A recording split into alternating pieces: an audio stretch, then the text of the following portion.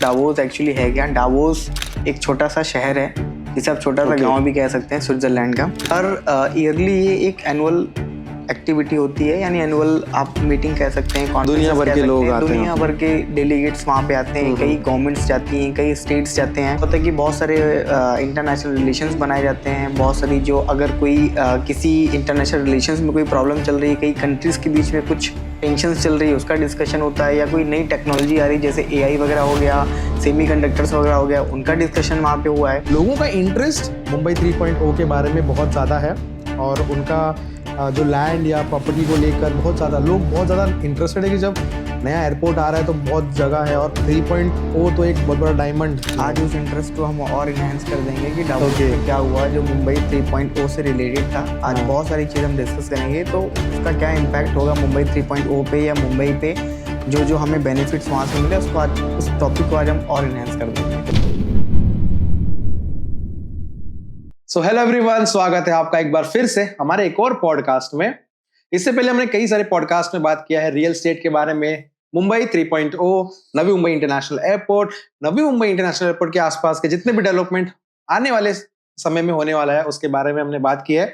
इसी प्रकार आज का हमारा पॉडकास्ट बहुत ही खास और स्पेशल होने वाला है, क्योंकि आज हम बात करने वाले हैं DAVOS, डावोस। ये एक शब्द बहुत ज्यादा सोशल मीडिया में वायरल हो रहा है और हाल ही में हमारे महाराष्ट्र के चीफ मिनिस्टर देवेंद्र फडणवीस जी का भी ये वीडियो बहुत ज्यादा वायरल हो रहा है। डावोस ये जो शब्द है ये कहां से आता है और डावोस का हमारे देश पर और महाराष्ट्र में खास करके इसका क्या योगदान है और इससे हमारे देश पर क्या इंपैक्ट पड़ा है, महाराष्ट्र में क्या ज्यादा बहुत कुछ आया है, इसके बारे में पूरा पॉडकास्ट है। आज हम इसी के बारे में यहाँ पर बात करेंगे। तो एज यूजुअल हमारे आज के गेस्ट संदीप जी का एक बार फिर से मैं स्वागत करूंगा। और संदीप जी, आज तो मतलब वेलकम जैसा कुछ ये है नहीं कि हम इतनी बार हम मिल चुके हैं और इसके पहले भी कई पॉडकास्ट कर चुके हैं रियल एस्टेट के बारे में। और सबसे बेस्ट एक अच्छा पॉजिटिव चीज जो मैं आपको बताना चाहूंगा वो ये है, मैं मतलब अपने दर्शकों को भी यही बताना चाहूंगा कि अब मैं जहां भी जाता हूँ, जैसे मेरे वर्क प्लेस पे या कहीं मिलता हूँ, तो फिर लोग मुझे जान ही रहे हैं, मुझे तो देख ही रहे हैं, बोलते भी है आपको ज्यादा जानते हैं। संदीप जी आपको ही बहुत ज्यादा पूछते हैं, लाइक मैंने कई लोगों को नंबर भी दिया रियल एस्टेट वगैरह के। नव लोगों का इंटरेस्ट मुंबई 3.0 के बारे में बहुत ज्यादा है और उनका जो लैंड या प्रॉपर्टी को लेकर बहुत ज्यादा इंटरेस्टेड है कि जब नया एयरपोर्ट आ रहा है तो बहुत जगह है और 3.0 तो एक बहुत बड़ा डायमंड ऐसे बोलते हैं ना आज के डेट में। आज उस इंटरेस्ट को हम और इनहेंस कर देंगे कि डावोस में क्या हुआ जो मुंबई 3.0 से रिलेटेड था। आज बहुत सारी चीज हम डिस्कस करेंगे, तो उसका क्या इम्पैक्ट होगा मुंबई 3.0 पे या मुंबई पे, जो हमें बेनिफिट्स वहां से मिले, उसको आज उस टॉपिक को आज हम और इनहेंस कर देंगे। ओके, सो चलिए शुरू करते हैं आज का ये पॉडकास्ट, मुंबई 3.0 और डावोस का मुंबई 3.0 पे क्या असर है, क्या इम्पैक्ट इसके बारे में। So once again welcome Sandeep ji. और संदीप जी, मतलब पहला सवाल या फिर जो एक आज का इम्पोर्टेंट टॉपिक है वो ये है कि आप पहले तो इंट्रोड्यूस कीजिए कि डावोस है क्या, डावोस क्या है। काफी टाइम से ये सोशल मीडिया में भी चल रहा है, न्यूज में भी चल रहा है, डावोस डावोस डावोस। तो पहले आपको बताता हूँ डावोस एक्चुअली है क्या। डावोस एक छोटा सा शहर है जिसे आप छोटा सा गांव भी कह सकते हैं, स्विट्जरलैंड का। तो वहां पर हर ईयरली ये एक एनुअल एक्टिविटी होती है, यानी एनुअल आप मीटिंग कह सकते हैं, दुनिया भर के लोग आते हैं, दुनिया भर के डेलीगेट्स वहां पे आते हैं। कई गवर्नमेंट्स जाती हैं, कई स्टेट्स जाते हैं और वो ऑलमोस्ट 2-3 चीजों पे बेस्ड होता है। वहाँ पर क्या होता है कि बहुत सारे इंटरनेशनल रिलेशंस बनाए जाते हैं। बहुत सारी जो अगर कोई किसी इंटरनेशनल रिलेशंस में कोई प्रॉब्लम चल रही है, कई कंट्रीज के बीच में कुछ टेंशन्स चल रही है, उसका डिस्कशन होता है। या कोई नई टेक्नोलॉजी आ रही है, जैसे AI वगैरह हो गया, सेमीकंडक्टर्स वगैरह हो गया, उनका डिस्कशन वहाँ पे हुआ है। फिर उसके बाद में बहुत सारे ट्रेड से रिलेटेड बहुत सारे एग्रीमेंट्स होते हैं, MOUs होते हैं, बहुत सारी चीजें होती हैं जो हर एक कंट्री में अपना अपना एक प्लस होता है। वो सारी चीजें वो वहां पर उससे शोकेस करते हैं और दूसरे कंट्रीज जिनको उस चीज की रिक्वायरमेंट होती है उनके वहां पर रिलेशंस बनते हैं और MOU साइन होते हैं। और वहां पर जो भी ग्लोबल लीडर्स हैं वो अपनी डिस्कशंस होते हैं, पैनल डिस्कशंस होते हैं, लोगों को अपनी बहुत सारी चीजें पता चलती हैं कि हाँ भाई इस कंट्री में क्या ऐसा होने वाला है, क्या डेवलपमेंट हो रहा है, क्या इंफ्रास्ट्रक्चर वाइज होने वाला है। जैसे कि अभी मुंबई अपना महाराष्ट्र हो गया, अभी महाराष्ट्र अगला जिसे हम बोल रहे हैं कि डेटा सेंटर का एक लार्जेस्ट स्टेट बन रहा है। तो वो कैसे पता चलेगा, हमें तो पता है लेकिन हमें कहीं ना कहीं उसको प्रेजेंट करना पड़ेगा। तो वो एक फोरम है जहां पर ये पूरी एक्टिविटी होती है और वहां पर इन सारी चीजों के डिस्कशंस होते हैं। सभी लोग अपने अपने स्टेट, अपने अपने कंट्री की चीजों को वहां पर शोकेस करते हैं और उनके वहां पर डिसीजंस लिए जाते हैं। सो बेसिकली डावोस एक तरह का फोरम या फिर एक मीटिंग सेंटर बोल सकते हैं। इसे हम लोग बोलते हैं वर्ल्ड इकोनॉमिक फोरम बोलते हैं। एग्जैक्टली। फोरम में ये सारी जो भी हमने डिस्कशन किया वो सारी चीजें वहां पे होती हैं। तो स्विट्जरलैंड के डावोस में ये मीटिंग हुई है यहाँ पे, तो इसका नाम डावोस। जैसे इस बार की अगर आप बात करेंगे 2026 में, तो अराउंड 10 स्टेट्स इंडिया के गए थे वहां पे। बाकी वैसे ही हर एक कंट्री के कंट्रीज आते हैं वहां पे, या फिर जो कुछ स्टेट्स वगैरह आते हैं वो सब आते हैं। जैसे यहाँ से आप देखेंगे तो महाराष्ट्र हो गया, गुजरात हो गया, तेलंगाना हो गया, आंध्र प्रदेश हो गया। इस बार फर्स्ट टाइम असम ने भी डेब्यू किया वहां पे। असम हो गया, यूपी हो गया।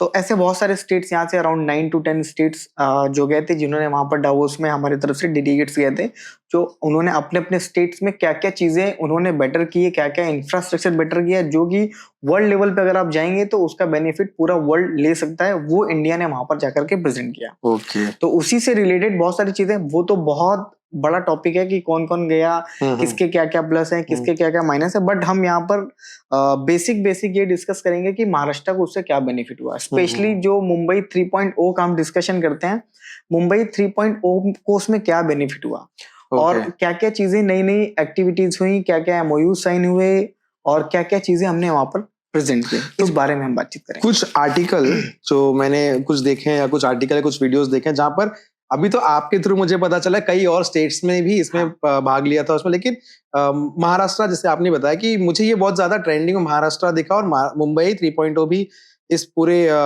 मतलब मीटिंग में या फोरम में ज्यादा हाईलाइटेड था। उसके ऊपर कुछ खास हाईलाइट आप बताइए कि ये क्यों इतना ज्यादा ट्रेंडिंग में मुंबई 3.0 और महाराष्ट्र ज्यादा क्यों इसमें ये था? महाराष्ट्र एक्चुअली क्या है कि ये एक ऐसा स्टेट है, पहली बात तो क्या है कि यहाँ पर डेटा सेंटर्स वगैरह, एक ये इंडिया का लार्जेस्ट स्टेट है जहाँ पर सबसे ज्यादा डेटा सेंटर्स बनने वाले हैं। प्लस सबसे बड़ी ब्यूटी इसकी है कि ये मुंबई है, फाइनेंशियल कैपिटल है हमारी। और तो यहाँ पर क्या है, सी से बहुत सारे हमारे ऑलरेडी पुराने ट्रेड के बिजनेसेस, बहुत ट्रेडिंग, बहुत चीजों की चल रही है। बट अभी रिसेंटली क्या हुआ कि गवर्नमेंट ने वैसा इंफ्रास्ट्रक्चर डिप्लॉय किया हुआ है जो कि अगर आप इंटरनेशनल लेवल पे जाएंगे, वैसा इंफ्रास्ट्रक्चर सभी को जरूरत होती है। जैसे कि अभी आप पोर्ट देख लो, एयरपोर्ट देख लो, उसके बाद में उन्होंने डेटा सेंटर के लिए बहुत सारा लैंड एलोकेट किया हुआ है, और उसके अलावा भी एक ऐसा इंफ्रा बनाया हुआ है, जैसे कि एआई की बहुत सारी चीजें होंगी, वो भी हम बहुत सारा इंफ्रास्ट्रक्चर उसके लेवल पे भी काम कर रहे हैं। डेटा साइंस से रिलेटेड बहुत सारी चीजें हो गई, तो वो सारी चीजों का प्रेजेंटेशन वहां पर हुआ। अभी जो महाराष्ट्र में क्या है कि मुंबई के पास में होने में मुंबई 3.0, तो मुंबई 3.0 एक नेक्स्ट लेवल पे उसका हम डिजाइन कर रहे हैं, यानी वो एक फाइनेंस सिटी होने वाला है। नियर बाई नवी मुंबई में जो भी हुआ उससे भी एडवांस चीजें, यानी नवी मुंबई से भी बहुत एडवांस फाइनेंस चीजें होने वाली वहां पे। क्योंकि उसका रीजन ये है कि यहाँ पर बहुत सारी ऐसी चीजें हैं कि जैसे पोर्ट हो गया, एयरपोर्ट हो गया, लॉजिस्टिक हो गई, शिपिंग हो गई, ऐसी बहुत सारी जो भी चीजें होंगी वो सब मुंबई 3.0 के नियर बाई होंगी, क्योंकि यहीं पर लैंड है। तो अब हम इस पे बात ये करेंगे कि मुंबई 3.0 पे आते हैं। पहले हम इसको मुंबई 3.0 पे आते हैं और हम ये डिस्कशन करते हैं कि मुंबई 3.0 में वहां पर क्या क्या हुआ। तो दावोस के बारे में तो इतनी सारी जानकारी, मतलब मुझे भी फर्स्ट टाइम बहुत ज्यादा इंफॉर्मेशन मिल गया कि हम लोग आज दावोस के बारे में डिस्कस कर रहे हैं। तो जो एक मेरा एक मतलब और जानने की जो कुछ एक क्वेश्चंस है, और मुझे लगता है कि हमारे जितने व्यूअर्स हैं उनको भी एक सवाल ये होगा कि महाराष्ट्र को इससे बेनिफिट क्या हो रहा है और महाराष्ट्र को क्या बड़ा मिल रहा है आने के टाइम पे। छोटे छोटे चीजें हैं, तो इसके कुछ इन डिटेल अगर आप हमें शेयर कर सके, जैसे कुछ एमओयू, कुछ कंपनीज के नाम, या फिर किस किस कंट्री के जो भी कंपनीज होंगी जो महाराष्ट्र में, स्पेशली इंडिया में तो ऑफकोर्स ऑलरेडी कई के स्टेट्स में, बट महाराष्ट्र में इसका क्या बेनिफिट है और मुंबई 3.0 को इसका क्या बेनिफिट्स है, थोड़ा उसके बारे में आप डीप में बता दीजिए। मैं आपको बताता हूँ क्या होता है कि जैसे डावोस में बहुत सारी कंपनीज के सीईओज आते हैं, कई कंट्रीज से डेलीगेट्स आते हैं, और कई इंडिया से जैसे कई स्टेट से लोग जाते हैं, वैसे ही वहां पर भी कई कंट्री से लोग आते हैं जो अपनी अपनी चीजों को वहां पर प्रेजेंट करते हैं। तो जो मिस्टर अश्विनी वैष्णव गए थे, उन्होंने एक चीज बोली थी वहां पे कि अब इंडिया जो है वो वर्ल्ड की 3rd लार्जेस्ट इकोनॉमी बनने जा रहा है। ओके। तो जब वर्ल्ड की 3rd लार्जेस्ट इकोनॉमी बनते हैं तो उसके बैकग्राउंड में बहुत सारी चीजें हमें करनी पड़ती हैं, बहुत सारी चीजें होती हैं। वैसे ही हर स्टेट ने एक वन इंडिया के कॉन्सेप्ट को वहां पर रिप्रेजेंट किया। वन इंडिया के कॉन्सेप्ट में हर स्टेट की बहुत बहुत चीजें वहां पे गई, बट हम बात करेंगे सिर्फ महाराष्ट्र की। वैसे ही महाराष्ट्र से टोटल 19 MOU साइन हुए हैं, ओके। जो कि अराउंड 14.5 लाख करोड़ के आसपास का एक MOU साइन हुआ है। MOU साइन होने का मतलब कि हमने एक इनिशियल उसमें शुरुआत कर दी है, बाकी कैसे उसको इम्प्लीमेंट करना है वो अपना आगे धीरे धीरे अपने स्टेट गवर्नमेंट जो भी रेस्पेक्टिव गवर्नमेंट्स है वो अपना वो करती रहेंगी। वैसे महाराष्ट्र गवर्नमेंट भी उसको रेस्पेक्टिव करती रहेगी। तो महाराष्ट्र गवर्नमेंट वहां की टॉप परफॉर्मर है, क्योंकि फर्स्ट डे उनका अराउंड 14.5 लाख के आसपास उन्होंने ब्रेक कर दिया था, जो MOU साइन किए थे, जिसमें बहुत सारे MOUs हमारे मुंबई के हैं, बहुत सारे MOUs हमारे 3rd मुंबई के हैं, और भी जो बेसिक इंफ्रास्ट्रक्चर से रिलेटेड है, कुछ डिजिटल से चीजें रिलेटेड हैं वहां से हैं, कुछ पोर्ट की एक्टिविटीज हैं, यानी कि जो भी मैरीटाइम एक्टिविटीज हैं वहां से हैं। ऐसे बहुत सारे MOUs वगैरह उनसे साइन हुए हैं। तो इसमें क्या होगा, इससे बेनिफिट ये होगा कि लमसम 14 लाख के आसपास में जॉब का क्रिएशन होगा। यानी अगर कोई इंफ्रास्ट्रक्चर आता है, कोई बहुत सारी कंपनीज आती हैं, तो कंपनीज में आने के साथ साथ में वहां पर रोजगार भी आता है। तो लमसम ऐसा एक्सपेक्टेशन है, जैसा कि हमारे जो माननीय मुख्यमंत्री उन्होंने कहा था कि लमसम 14 लाख के आसपास में जॉब का भी उसमें जनरेशन होगा। इस पूरे उसमें मुझे ये समझ में आता है कि Maharashtra was the one of the highest bidder to get more MOU। ज्यादा MOU सबसे ज्यादा भारत में महाराष्ट्र को ही मिले हैं, जहां तक मैं समझ पा रहा हूँ अभी तक। हाँ। आपके उसमें देखिए, अभी मुंबई और नवी मुंबई या फिर इसके नियर बाई 3rd मुंबई के आसपास की जो चीजें हैं उसमें आपको मैं बताता हूँ, लमसम 11 लाख करोड़ के आसपास में MMRDA ने इंफ्रास्ट्रक्चर से रिलेटेड चीजों का MOU साइन किया हुआ है, जिसमें कि बहुत सारे बड़े बड़े ग्लोबल प्लेयर हैं, जैसे कि आपका एक जापान की कंपनी है सुमिटो हो गया, ब्रूकफील्ड हो गया, और JICA, उनके साथ में हमारे MOUs हुए हैं, जो कि कुछ यूनिवर्सिटीज को बनाने के लिए हैं, और कुछ उन्होंने प्लॉट्स वगैरह BKC में डेवलपमेंट के लिए लिए हुए हैं उस कंपनी ने। वो भी बहुत बड़ी कंपनी है, जिसकी मैं सुमिटो की बात कर रहा हूँ। इन लोगों ने ये चीजें यहाँ पर शुरुआत करने वाले हैं, तो इनका FDI के थ्रू यहाँ पर ऑलरेडी इन्वेस्टमेंट प्रोसेस ऑलरेडी हो चुका है, शुरू हो चुका है। अब हम लोग बात करेंगे कि 3rd मुंबई के आसपास में क्या चीजें हुई। जैसे हमने अभी बात की कि इंफ्रास्ट्रक्चर से रिलेटेड क्या क्या हुआ, वैसे ही बहुत कुछ इंडस्ट्रियल्स में भी हुआ है। इंडस्ट्रियल में बहुत सारी कंपनीज हैं जिन्होंने यहाँ पर इन्वेस्टमेंट के प्रपोजल रखे हुए हैं। हमारा MOU भी उनके साथ में साइन हुआ है। एडिशनल MOU हमारे अप्रॉक्स 3.13 लाख करोड़ के आसपास का साइन हुआ है इंडस्ट्रियल में। तो जैसे आपने इंडस्ट्रियल के बारे में बात किया, और जो भी हमने अभी इसके पहले इन्वेस्टमेंट्स के बारे में ज्यादा बात की, तो इसमें थोड़ा मेरा जो सवाल है वो इस पर है कि कौन सी ऐसी कंपनीज है जिन्होंने यहाँ पर बहुत ज्यादा इंटरेस्ट दिखाया और अभी इन्वेस्टमेंट उन्होंने किया इस पूरे अमाउंट में। ओके, ठीक है, मैं आपको उन कंपनीज का नाम बताता हूँ कौन कौन सी कंपनीज हैं। उसमें जो सबसे मेजर इन्वेस्टर हैं SBG ग्रुप, उन्होंने 3.2 लाख करोड़ का इन्वेस्टमेंट किया हुआ है। आर्सेलर मित्तल 1.1 लाख करोड़ के आसपास। लोधा ग्रुप ने 1 लाख करोड़ किया हुआ है। Skoda auto, Volkswagen 12,000 crore. Surajgarh इस्पात 20,000 करोड़। इन्होंने जो इनका मोस्टली इन्वेस्टमेंट है वो आपका ग्रीन स्टील हो गया, ऑटोमोटिव मैन्युफैक्चरिंग हो गया, अर्बन रियल एस्टेट हो गया, इंडस्ट्रियल इंफ्रास्ट्रक्चर हो गया। तो ये काफी अच्छा अमाउंट है। कुछ कंपनियां 3.2 लाख करोड़ या फिर 20,000 करोड़, ये कितने बड़े अमाउंट है, जिससे हमें एक चीज पता चल जाती है कि आने वाले समय में इंफ्रास्ट्रक्चर इन्वेस्टमेंट और जॉब्स कितनी ज्यादा ग्रोथ यहाँ पे करने वाली है। तो इसी के आगे बढ़ते हुए मैं मुंबई 3.0 की फर्स्ट सिटी के बारे में कुछ और जानना चाहता हूँ कि कैसा इसका विजन है इन कमिंग फ्यूचर।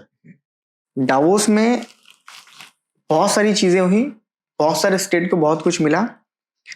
वैसे ही महाराष्ट्र को कुछ ऐसा मिला जो अभी तक महाराष्ट्र में 3rd मुंबई जो सिटी है वो जो बनने वाला था, किसी को ये नहीं पता था कि 3rd मुंबई का पहला सिटी कौन सा बनेगा। डावोस में उस चीज का एक अनाउंसमेंट हुआ, जो कि हमारे मुंबई, नियर बाई नवी मुंबई या 3rd मुंबई लोग जो वॉच कर रहे हैं या इन्वेस्टमेंट करना चाहते हैं या कुछ प्लानिंग कर रहे हैं, तो उन्हें ये पता चलेगा कि पहला सिटी कौन सा बनने जा रहा है। जैसे कि हमारा मुंबई में आप जाएंगे तो BKC है, वैसे ही हमारा जो फर्स्ट सिटी 3rd मुंबई का बनने वाला है वो है अपना रायगढ़ पेन ग्रोथ सेंटर। ये अप्रॉक्स 1217 एकड़ में है, टोटल 5 क्लस्टर में है। इसमें टोटल 16 विलेजेस जा रहे हैं, जो कि as a same BKC model बनेगा, बट बीकेसी से काफी एडवांस। यानी वो कंप्लीटली प्लग एंड प्ले होगा। यानी कि सारी चीजें वहां पर ऐसी होंगी कि आप बिल्कुल वर्क एंड प्ले, आप ऐसा नहीं होगा कि मतलब आपको कुछ उसमें एडिशनल कुछ चीजें करनी है। वो ऐसा इंफ्रास्ट्रक्चर बनाया जा रहा है कि आप अपना बिजनेस का सेटअप करिए और इमीडिएटली काम शुरू करिए वहां पे। जैसे जो प्रॉब्लम हमने बीकेसी में देखी, जो इंफ्रास्ट्रक्चर का प्रॉब्लम हमें बीकेसी में आया, वो प्रॉब्लम इंफ्रास्ट्रक्चर का यहाँ पर बिल्कुल भी नहीं है। इन्होंने बहुत टॉप क्लास का इंफ्रास्ट्रक्चर बनाया।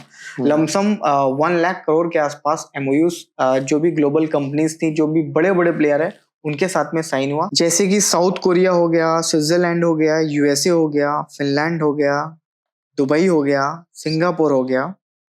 ये कंट्रीज की कंपनीज ने यहाँ पर इन्वेस्टमेंट किया हुआ है, जो कि पूरा हमारा रायगढ़ पेन ग्रोथ सेंटर है, ये पीपीपी मॉडल पे बनेगा। यानी पीपीपी मॉडल मतलब स्टेट गवर्नमेंट, एमएमआरडीए और प्राइवेट प्लेयर्स के साथ में इस पूरे कंप्लीट इंफ्रास्ट्रक्चर को डेवलप किया जाएगा। जैसे साउथ कोरिया से अगर आप देखेंगे तो हवाना ग्रुप हो गया, स्विट्जरलैंड से आप देखेंगे तो एसएसबी ग्रुप हो गया, यूएसए से फेडेक्स हो गया, ट्रिबाका हो गया, फिनलैंड से रिवर रिसाइकल हो गया, दुबई से एमजीएसए ग्रुप हो गया, सिंगापुर से स्पेस एंड मैपल ट्री हो गया। इतनी सारी कंपनीज हैं जो कि उस जो हमारा क्लस्टर पूरा बनने वाला है, वहां पर इतनी सारी कंपनियां ऑलरेडी उन्होंने अपना प्रपोजल इंटरेस्ट का डाल दिया है।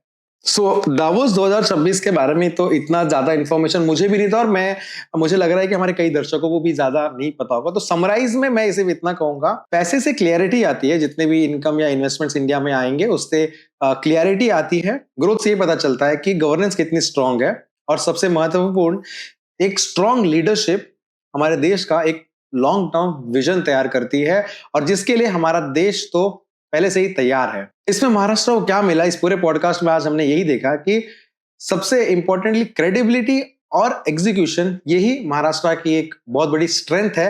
आने वाले भारत के फ्यूचर ग्रोथ को लेकर महाराष्ट्र सबसे आगे होगा। मुझे तो यही समझ में आया दावोस 2026 के फोरम को देखकर। और संदीप जी, आपका क्या ख्याल है दावोस 2026 के इस फोरम के बाद एक समराइज क्या करेंगे? दावोस 2026 ये सिर्फ एक प्रॉमिस नहीं है। महाराष्ट्र ने सिर्फ दावोस अटेंड नहीं किया, वहां से बहुत कुछ महाराष्ट्र के फ्यूचर के लिए, महाराष्ट्र की लीडरशिप बहुत कुछ वहां से लेकर के आई, जो कि आगे आने वाले टाइम पे हमें पता चलेंगे। इन्वेस्टमेंट्स में कितने बेनिफिट्स होने वाले हैं, इंफ्रास्ट्रक्चर में क्या आने वाला है, इंडस्ट्रियल में क्या बूम आने वाला है, और भी बहुत सारी एक्टिविटीज जो टाइम पे मुंबई, नवी मुंबई पे उसका जिसका इम्पैक्ट होगा, वो आपको अब पता चलेगा। Thank you so much Sandeep ji, आज इस एक बहुत ही इंपॉर्टेंट टॉपिक पर बात करने के लिए। और ये टॉपिक सिर्फ यहीं तक ही नहीं है, मुझे लगता है अभी हम इसके आने वाले पार्ट्स में कुछ और डीप में बात करेंगे इस पूरे टॉपिक पर। और जैसे आप सभी दर्शकों ने हमारे पिछले कई पॉडकास्ट पे बहुत ज्यादा प्यार दिखाया है, इसी तरह इस पॉडकास्ट पर भी एकदम से मतलब बरसा दो कमेंट्स में। जितने भी डाउट्स है, आपको जो भी पूछना है, बिल्कुल ये पूरा कमेंट ओपन है, आप बिंदास कोई भी सवाल पूछिए, हम जवाब के साथ, वो भी ऑन ग्राउंड रियलिटी जवाब के साथ तैयार है। सारे डाउट्स आपके क्लियर किए जाएंगे। नेक्स्ट पॉडकास्ट में भी हमें किस टॉपिक पर बात करना चाहिए, इसके बारे में भी आप कमेंट करके जरूर बताइए। अपने दोस्तों के साथ, फैमिलीज के साथ, अपने ऑफिस में जो भी इन्वेस्टमेंट्स करना चाहते हैं, जो भी मुंबई 3.0 में इन्वेस्टमेंट्स देख रहे हैं, फ्यूचर देख रहे हैं, बिल्कुल इस वीडियो को उनके साथ शेयर कीजिए। और नेक्स्ट गुरु में संदीप जी की एक्सपर्ट एडवाइस के साथ आप कहीं भी इन्वेस्ट कर सकते हैं, खास करके रेडीमेड प्रॉपर्टीज को लेकर, फ्लैट, शॉप, कमर्शियल्स के बारे में आप बिल्कुल कांटेक्ट कर सकते हैं। आने वाले समय में मतलब मुझे लग रहा है कि हमें बहुत कुछ देखने मिलेगा, बहुत ड्रास्टिक चेंज देखने के लिए मिलेगा, जो आज हमने इस पॉडकास्ट में कवर किया है। इसी के साथ हम आज का पॉडकास्ट यहीं पे एंड करते हैं, और आने वाले टाइम पे या फिर कमिंग वेरी सून अगला पॉडकास्ट हमारा और भी ज्यादा इंटरेस्टिंग टॉपिक पर होगा।